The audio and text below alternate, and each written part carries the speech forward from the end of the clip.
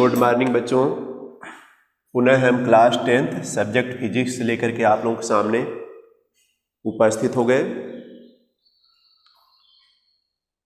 आज लेसन 2 रहेगा, प्रकाश का अपवर्तन, रिफ्लेक्शन ऑफ लाइट। प्रकाश का अपवर्तन यह लेसन का नाम रहेगा।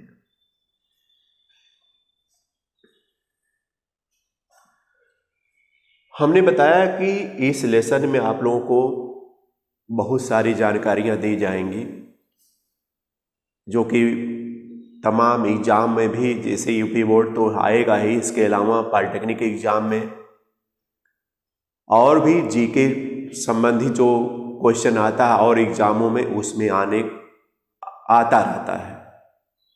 इसलिए इस लेसन को बड़े सावधानी से पढ़ना है। बोर्ड के लिए भी इम्पॉर्टेंट है, कंपटीशन के एग्जाम के लिए भी इम्पॉर्टेंट रहेगा। इस वजह से कह रहे हैं कि इस लेसन को खूब अच्छी तरह से पढ़िएगा, समझिएगा भी, और हम धीरे धीरे करके पढ़ाएंगे भी। तो आज हम इसके बारे में इंट्रोडक्शन आप लोगों को देंगे कि क्या इसके में क्या क्या पढ़ना और क्या होता है। तो देखिए, पहले नंबर पर माध्यम की बात करते हैं हम।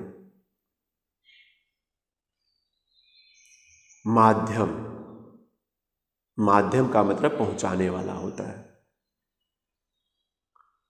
यहां पर जो माध्यम रहेगा वह सघन भी हो सकता है, विरल भी होगा। सघन माध्यम यानी डेंसर मीडियम, और विरल का मतलब रेयर मीडियम जिसको बोलते हैं। सघन माध्यम वह माध्यम होगा जिसमें माध्यम के मॉलिक्यूल पास पास होंगे, वह सघन होगा।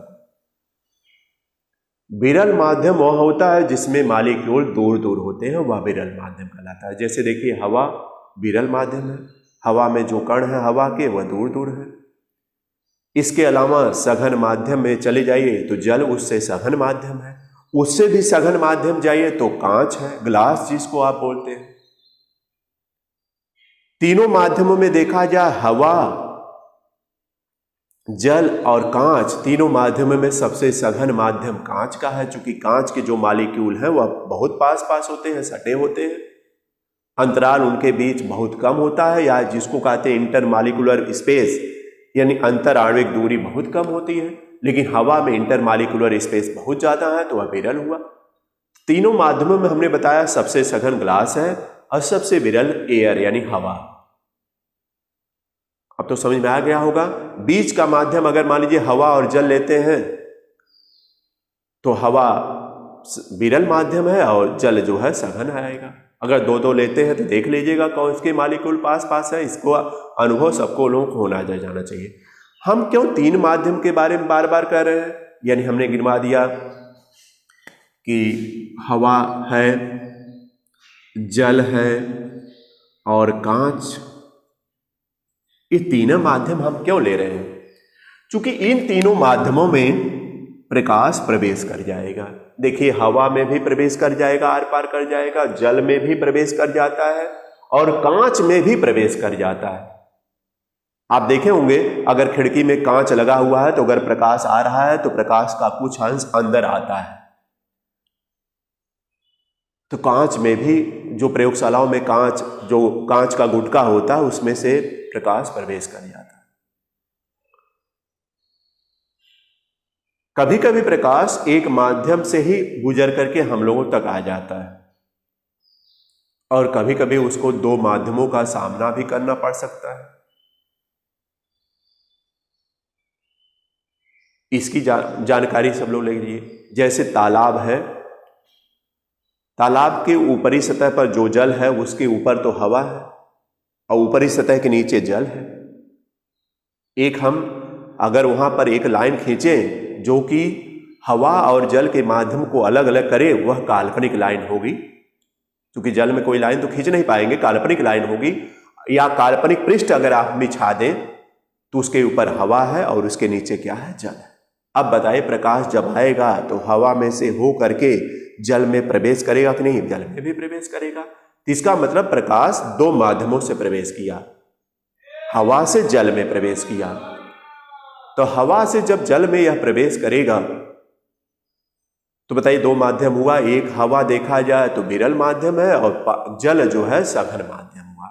तो जब प्रकाश एक माध्यम से दूसरे माध्यम में जाएगा तो अपने मार्ग से विचलित हो जाएगा। यानी जैसे यह कोई काल्पनिक पृष्ठ है जिसके नीचे हम बता रहे हैं जल है, यह जल के मॉलिक्यूल है, नीचे जल है और ऊपर क्या है, हवा है। हवा के मॉलिक्यूल है जो कि बहुत दूर दूर है और जल के मॉलिक्यूल तो पास पास होंगे। देखिए पास पास इसको दिखा रहे हैं और यहाँ के मॉलिक्यूल को दूर दूर दिखा रहे हैं। अब प्रकाश जब यहाँ से इस माध्यम से होते हुए इस पर आएगा, यह काल्पनिक पृष्ठ पर पड़ेगा, तो हमने बताया इसमें भी प्रवेश कर जाएगा। तो यह लाइन तो इसी तरह जानी चाहिए थी, हम भी कह रहे हैं कि इसी तरह जानी चाहिए थी, लेकिन इस तरह नहीं जा करके, बल्कि यहाँ पर अगर इस बिंदु पर अगर एक अभिलंब खींचे, एक अभिलंब का मतलब है 90 डिग्री पर बनाए, तो यह लाइन सीधे ना जा करके, सीधे तो जाना चाहिए था, सीधे ना जा करके अपने मार्ग से इस तरह विचलित हो जाती है। देखिए इस तरह हट गई अपने मार्ग से। यानी एक माध्यम से जब दूसरे माध्यम में प्रवेश करेगी तो अपने मार्ग से क्या हो जाती है, विचलित हो जाती है। इसी घटना को कहते हैं प्रकाश का अपवर्तन। यही आप लोगों को पढ़ना रहेगा इस लेसन में।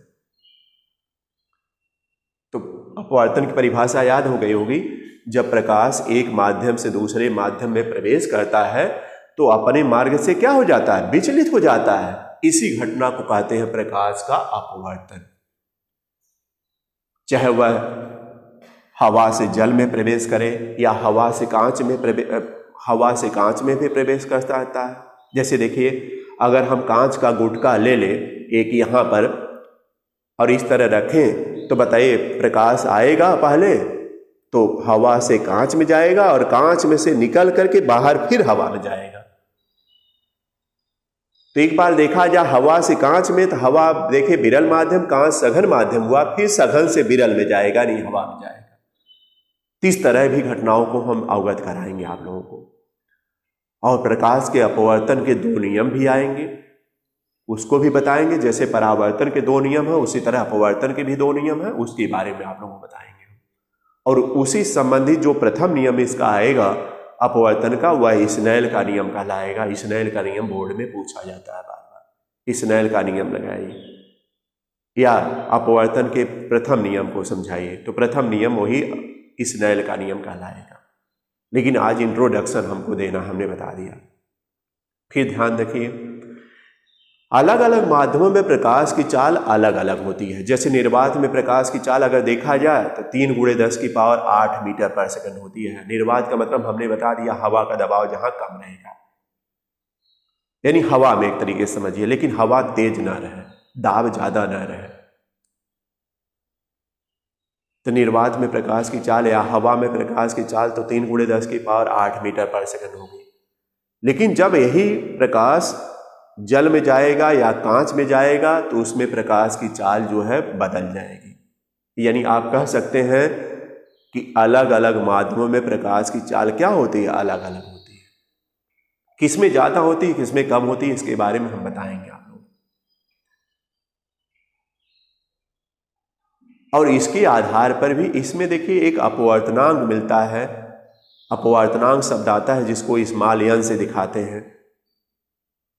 इस अपवर्तनांक पर आधारित तमाम जो है न्यूमेरिकल क्वेश्चन दिए जाते हैं, जिसको आपको क्लियर रूप से बताएंगे हम। चूंकि अपवर्तनांक शब्द आप इसके पहले आप लोग नहीं पाए हैं, उसके बारे में हम विस्तार से बताएंगे, लेकिन यह सब लिखवाते हुए चलेंगे तब। इसके आधार पर देखिए प्रकाश के अपवर्तन के आधार पर तमाम घटनाएं होती हैं। जैसे आप देखते होंगे कि बाल्टी, अगर पानी से भरी हुई बाल्टी है, उसमें एक छड़ ले जाइए और आधी छड़ पानी के अंदर डालिए, आधी छड़ बाहर रखिए, टेढ़ा कर दीजिए छड़ को, यानी तिरछे डालिए। तो वह जब पानी में जाएगा तो आप ऊपर से झांक कर देखिएगा तो वह छड़ जो है लगता है कि सीधी नहीं है बल्कि टेढ़ी हो गई, टेढ़ी प्रतीत होती है। यह भी प्रकाश के अपवर्तन के कारण है। दूसरा एग्जाम्पल रहेगा कि अगर आप बाल्टी, पानी से भरी हुई बाल्टी है, उसमें सिक्का डाल दीजिए तो सिक्का लगता है पेदी में तो जाकर रहता है, लेकिन लगता है कि पेदी से ऊपर उठा हुआ नजर आता है। यह भी प्रकाश के अपवर्तन के कारण है, प्रकाश के अपवर्तन के कारण है। तो तमाम घटनाएं ऐसी हैं जो कि प्रकाश के अपवर्तन के आधार पर बताए जाएंगे, उसको आप लोगों को हम विस्तार से बताएंगे। ये समझ में आया होगा। और इस पर आधारित आप लेंस पढ़ेंगे, उसमें कन्वेक्स और कनकेव यानी उत्तल और अवतल मिलेगा लेंस, उसके बारे में आप लोगों को बताया जाएगा क्या होता है। इसी पर आधारित है और न्यूमेरिकल क्वेश्चन जैसे उसका आप लगाए इसी तरह इसका भी लगाएंगे। तो आज इतना ही रहने देते हैं। बस इंट्रोडक्शन हम लेकर के इस वीडियो में आए थे कि इंट्रोडक्शन हो जाए और ताकि जब हम लिखवाएं तो उस समय समझ में आता जाए। और इस लेसन के बाद हमने बता दिया केमिस्ट्री वाला लेसन स्टार्ट हो जाएगा। लेकिन इस वीडियो को आप लोग ज़्यादा शेयर करिए आपस में, और जब शेयर हो जाता है तो उसमें सब्सक्राइब लाइक ये सब काम करते रहिए। अगर किसी प्रकार की कोई दिक्कत आ रही है तो हमने बताया कमेंट में आप लिखकर भेजेंगे तो उसमें सुधार कर दिया जाएगा। लेकिन बड़े आराम से और बड़े अच्छे तरीके से आप लोगों को हम समझा रहे हैं और समझ में आ जाना चाहिए सबको। और इसी समय देखिए रटने वाली चीज़ नहीं है, हमने बता दिया बार बार, इसको समझ ही लीजिएगा। समझ लेंगे तो आपके लिए आसानी रहेगी, हमेशा याद रखे रखती है। नहीं तो फिर रटेंगे तो 1-2 दिन याद रहेगा फिर भूल जाएगा। तो रटने वाला काम छोड़ दीजिए, समझने वाला काम आप लोग करिए ज़्यादा से ज़्यादा। तो आज इतना ही रहने देते हैं, धन्यवाद।